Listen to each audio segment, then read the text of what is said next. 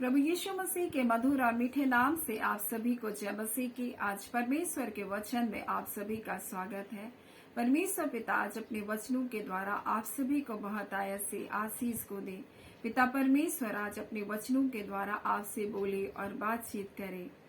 आज हम लोग देखेंगे लूका 18 अध्याय, और आज लूका 18 अध्याय से यीशु मसीह एक सवाल के साथ हमारे जीवन में इस वचन को देना चाहता है। और यीशु मसीह लूका 18 अध्याय और उसके 8 में इस प्रकार से लिखा हुआ है, मैं तुमसे कहता हूँ वह तुरंत उनका न्याय चुकाएगा। तो भी मनुष्य का पुत्र जब आएगा तो क्या वो पृथ्वी पर विश्वास पाएगा? क्या वो पृथ्वी पर विश्वास पाएगा? यीशु मसीह इस दृष्टांत में एक सवाल के साथ इस दृष्टांत को खत्म कर रहा है। इस दृष्टांत को बताने का क्या मकसद था यीशु मसीह का?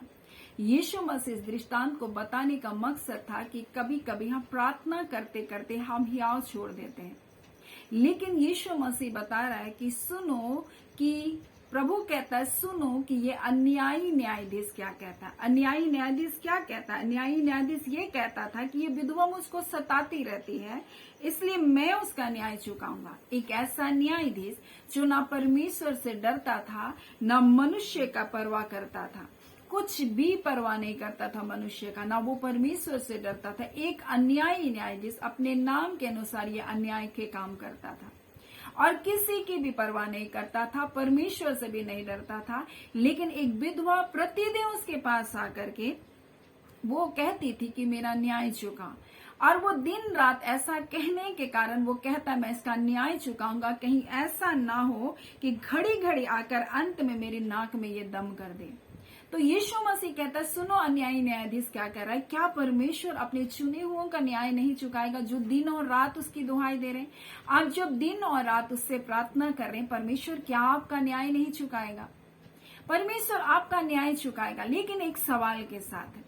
वो बोल रहा है क्या जब वो आएगा तो विश्वास पाएगा?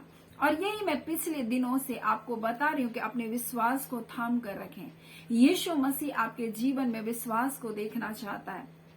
जब वो आता है और आपके जीवन में विश्वास को नहीं पाता, तब उसको निराशा होती है, उसको दुख होता है कि ये मुझ पर विश्वास नहीं करते।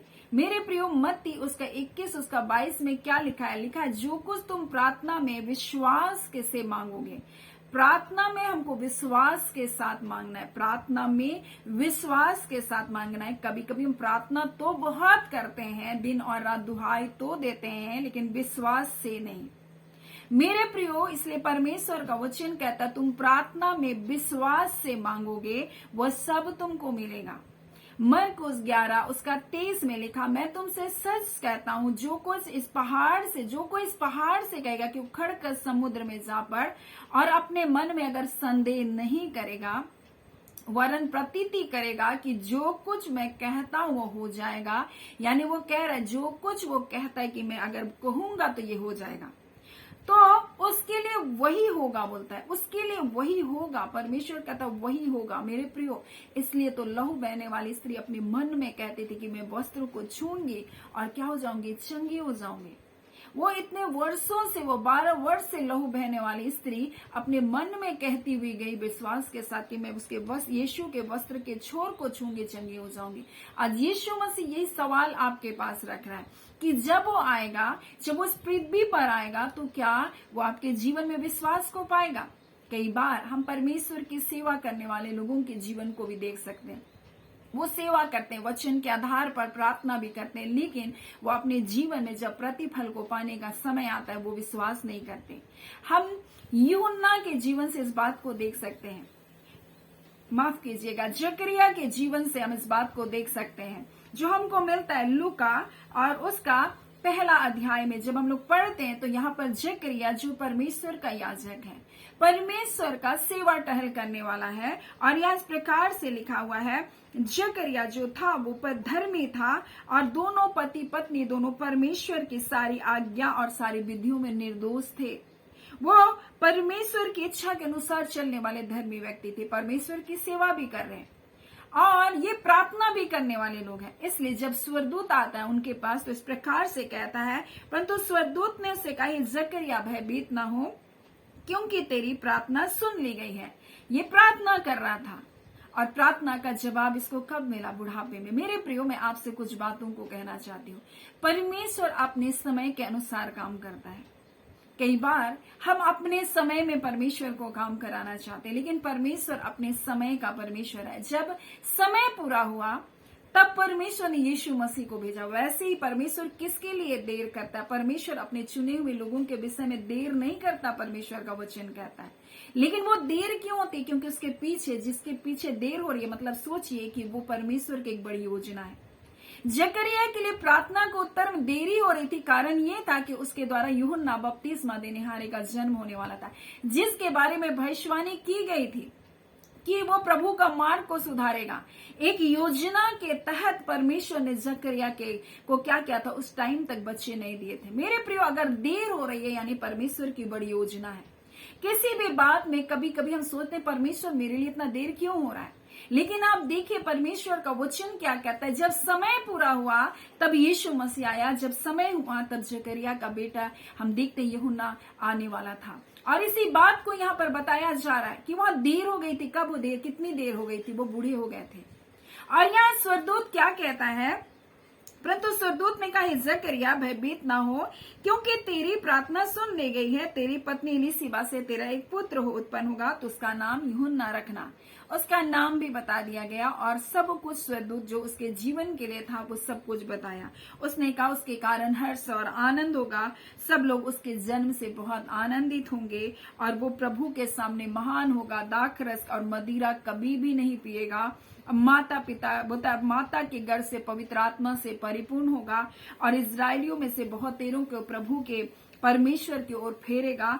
और एलिया की आत्मा के सामर्थ बोलता है में होकर वो आगे आगे चलेगा और पितरों का मन बोलता है बाल बच्चों की ओर फेर देगा और आज्ञा ना मानने वालों को धर्मियों की समझ पर लाएगा और प्रभु के लिए एक योग्य प्रजा तैयार करेगा। सारी भविष्यवाणी उसके लिए हो गई।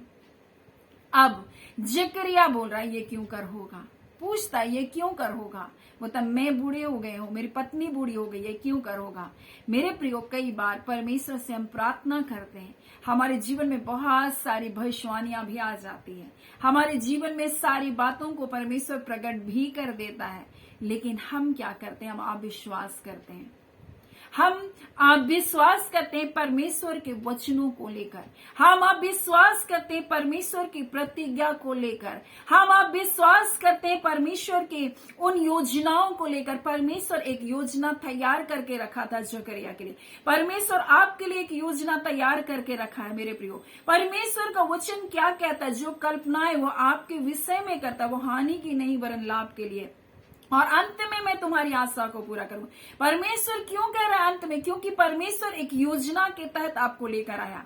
आपका जीवन ऐसा नहीं कि लोग प्रार्थना कर रहे हैं, आप ये मांग रहे हैं वो हो जा रहा है, वो मांग रहे हैं वो हो जा रहा है, तुरंत तुरंत। लेकिन जिसके लिए परमेश्वर की योजना होती है परमेश्वर उसको तैयार करता है। यूसुफ को एक ही बार में परमेश्वर ने मिस्र का प्रधानमंत्री नहीं बनाया, दाऊद को एक ही बार में इजराइल का राजा नहीं बनाया, परमेश्वर उसको जीवन को तैयार करा था। वैसे ही जिसके लिए परमेश्वर की बड़ी योजना होती है परमेश्वर उसके लिए समय लगाता है, उसके लिए वो समय लगाता है उस बात को तैयार करने के लिए। मेरे प्रियो, जब आप बीज को बोते हैं क्या वो तुरंत पौधा बन जाता है, तुरंत पेड़ बन जाता है? नहीं, उसको उस बीज को बड़ी गर्माहट में, बड़ी तपन में, अंदर हम भूमि में देखते हैं बड़ी गर्माहट में होकर अंधेरे के स्थान में रहना पड़ता है और तब जाकर एक छोटा सा अंकुर उससे फूटता है और तब जाकर के उसमें बालें आती है और धीरे धीरे वो बढ़ता है। मेरे प्रिय, उसी प्रकार से मसीही जीवन है।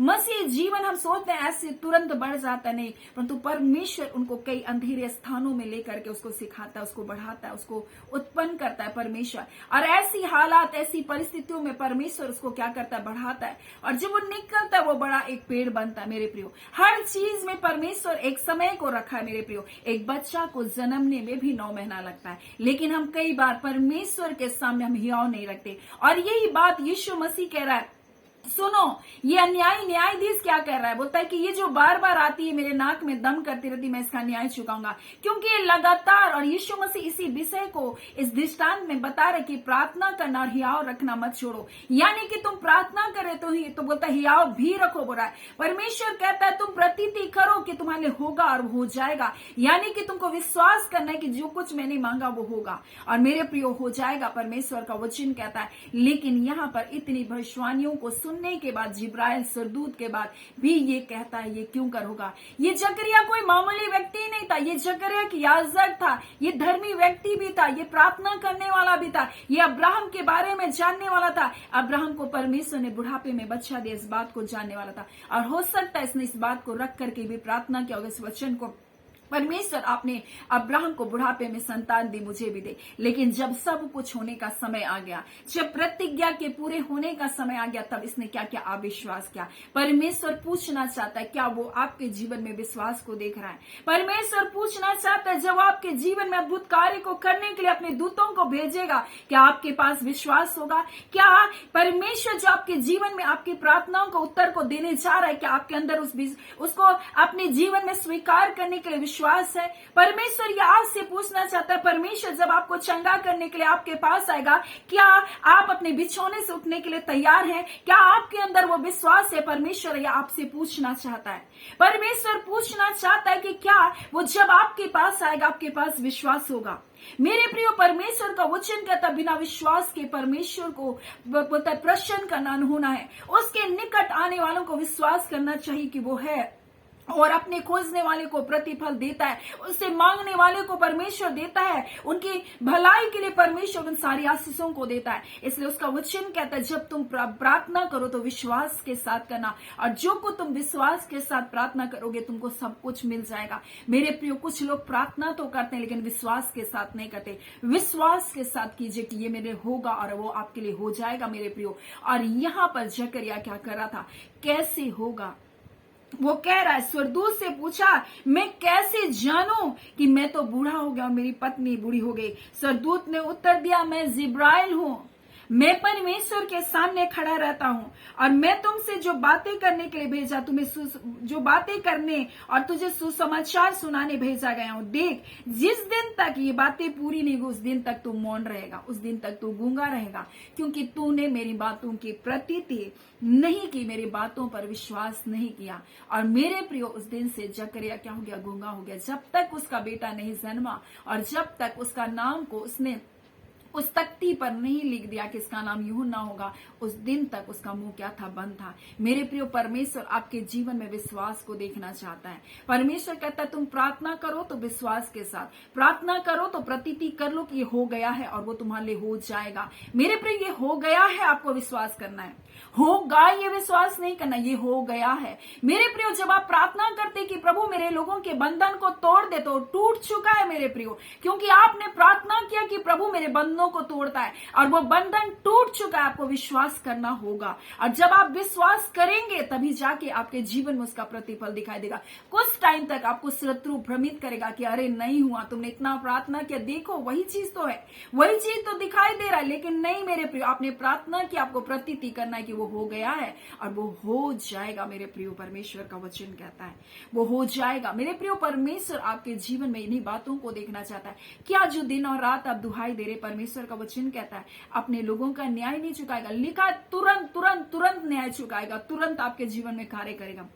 लेकिन कई बार आपके अंदर उस तुरंत हो पाने का विश्वास नहीं होता। मेरे प्रियो, परमेश्वर तुरंत न्याय चुकाएगा, लेकिन क्या वो विश्वास पाएगा।